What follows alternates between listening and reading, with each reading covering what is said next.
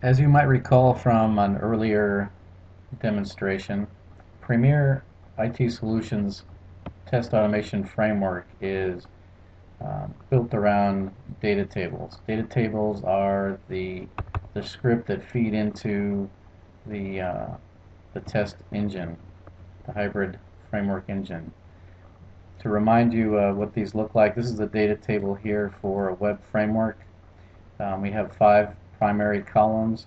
We have the browser, page, object, action, and the actual data values. In this case, in column C, we see on the Mercury Tours website, the object is a flight price info table, and we're going to verify that. Then we're going to, in the username field, we're going to enter training. In the password field, enter the word Mercury, submit.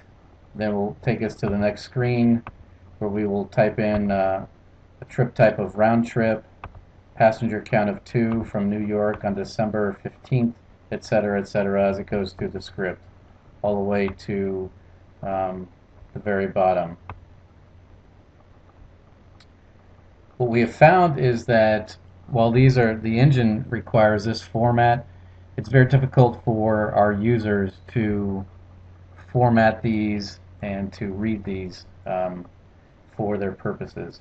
So what we did was we came up with our datasheet format, and what that does is it puts the same information in a more user-friendly and readable format. So what you have is you have column headers here that represent the columns in the data table. So column or row 1 is the URL. The second row is the web page. The third is the object on that page, and the fourth, the blue, represents the action or what you're going to be doing with the data that falls in rows 5 through whatever. Each row being one iteration of the test. So in this case, we have 2 iterations. We're going to go through the script twice. So we have 2 rows. So you can see here that it mimics the data table on the first screen. In the username field, we're going to enter training.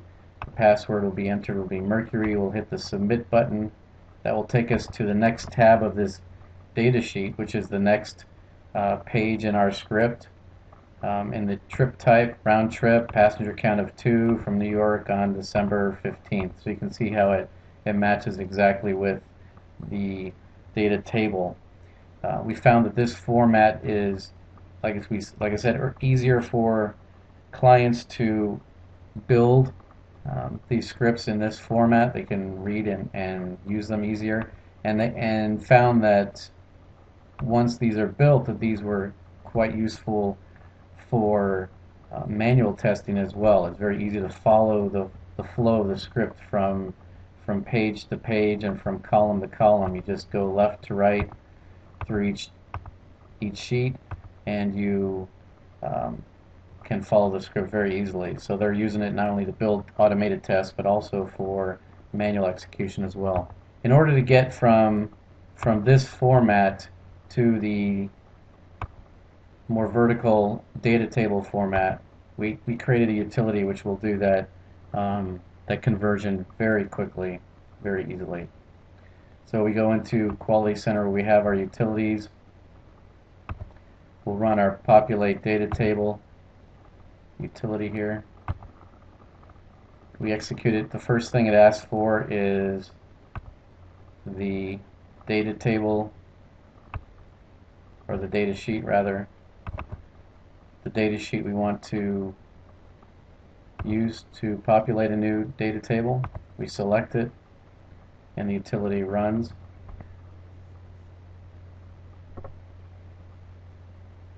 The first thing that will happen is QTP will open. It'll load our populate data table script. It'll go and open the data sheet and start reading through the rows and columns, and then build the data table.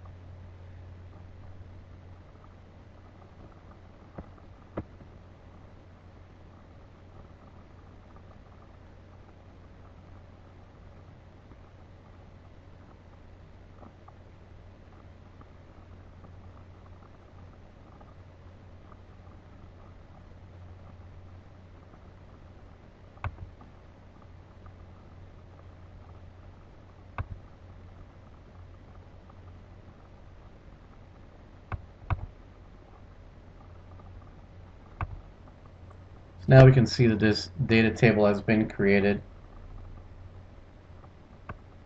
It has the exact information that was in the data sheet, but now in the more columnar format that is required by the engine.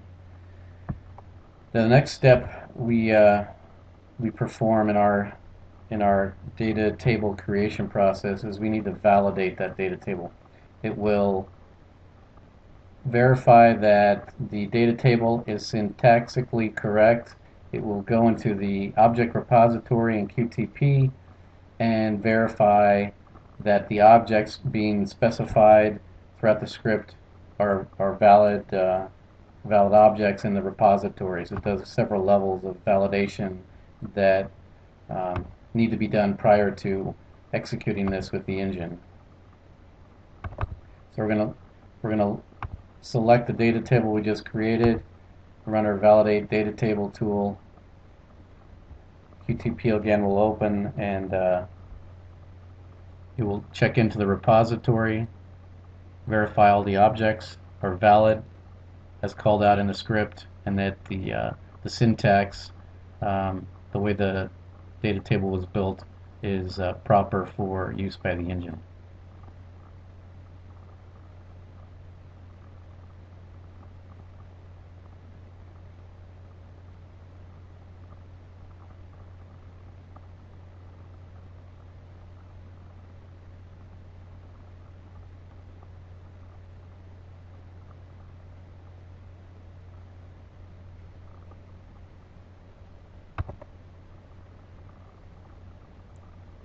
So we can go into that data table now. And we have a new copy here, the validated web data table. And what it will tell us is it shows all the information we saw earlier. But we've got a column over here on the right called validation. And what that does is it goes through and lists any discrepancies found in the data table. And in this case, we've found that this object in this row is not in the object repository. So last name 22 is not a valid object. If we go down further, we can check and see if there are any others. Now, in this case, the same object has shown up twice in the script, and you can see object last name 22 is missing. That's because it does not exist in the repository. So what likely happened is someone identified this object incorrectly, and instead of potentially last name 2, they put in last name 22, and that was caught by this validation algorithm. So what you would do is you would go into in this case, go into the object repository, find what the correct name is, and then place it into your data sheet and your data table so that it matches what's in the object repository. If you ran the test with this incorrect object, when it got to the step in the script would stop and throw out an error. So you can see by running this validation tool how it can save some time.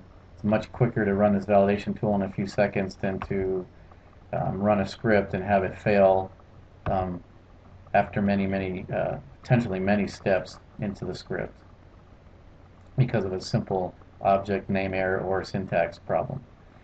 So you can see how we've taken the data table concept, made it much simpler with the data sheet, and then created utilities that can take that user-friendly data sheet and turn it into the data table and validate that so it's ready to be run by the engine.